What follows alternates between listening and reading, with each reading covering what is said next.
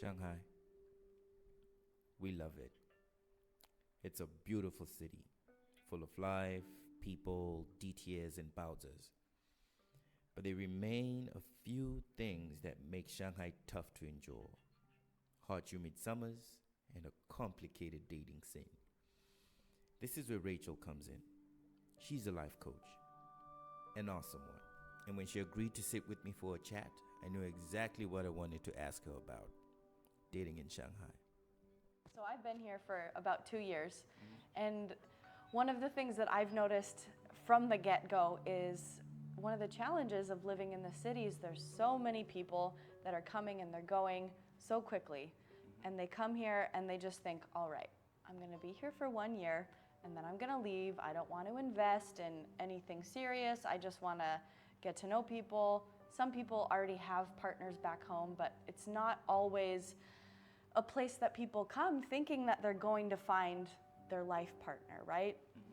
And so I think that makes for a really interesting situation when you're going into a date and you're expecting that this other person may or may not be looking for something serious. And so you go into it just thinking, well, what can I get out of this? What do I want?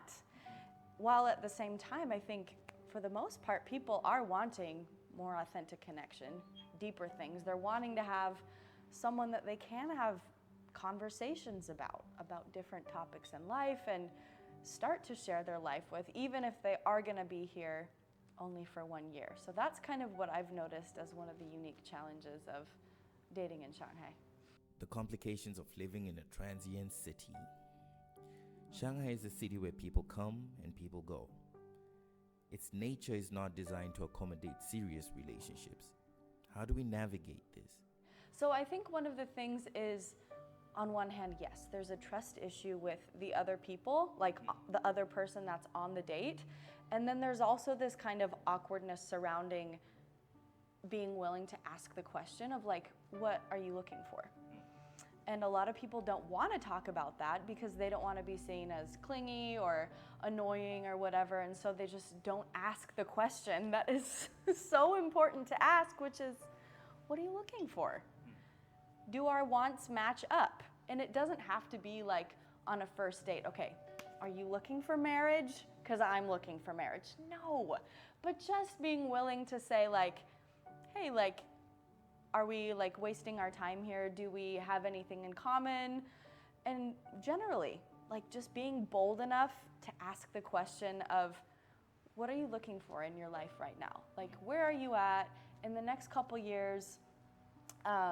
Is there a place for us to even be friends? I think starting with that. And then also, yeah, going into it with any kind of expectation that this person wants something from you is gonna put anybody on edge. So I think everyone has a little bit of self-examination to do in that aspect as well of what do I want?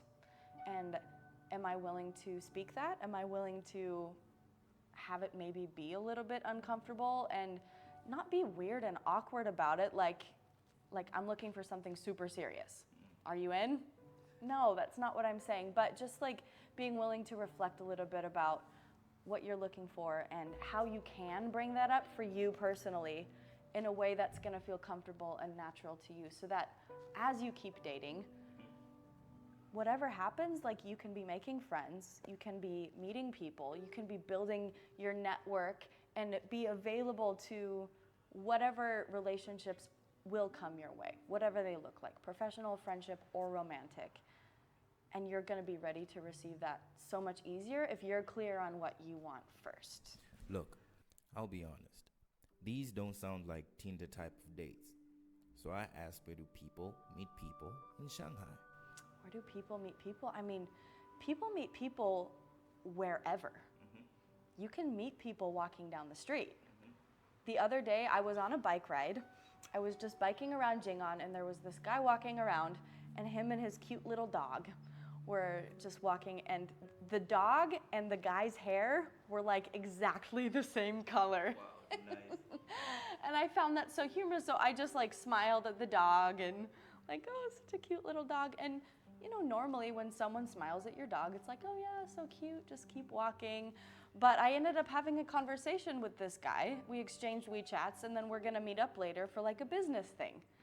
So I think on one hand, that just comes to show you can meet people anywhere. The most important thing is, are you willing to make the effort to engage first? And a lot of times people don't want to do that. People kind of just want to be approached. But if your energy is open and more approachable, that's the first thing. The second thing is, where do the people that you think you want to build a relationship with, where do they meet? Are you really into like board games? Okay, well, maybe you should go to some board game meetups, right? If you're not into that, but you're into Dungeons and Dragons, then join like a WeChat group for D&D. They've got WeChat groups for anything. And if you know what it is that you're looking for, take the initiative, go to a meetup, know what it is that you would like to get out of it, and then don't be weird and find a way to meet people that have similar interests. Networking events are so good just to meet people with in like a no pressure kind of situation, especially if you're a professional. You can go there and meet people, learn about their business, and people are generally a little bit more relaxed at those things as well rather than going to like singles mixers where sometimes people are there and like have kind of this expectation that they're gonna meet someone. They might be a little bit more nervous, but every person also has to try out things for themselves, right?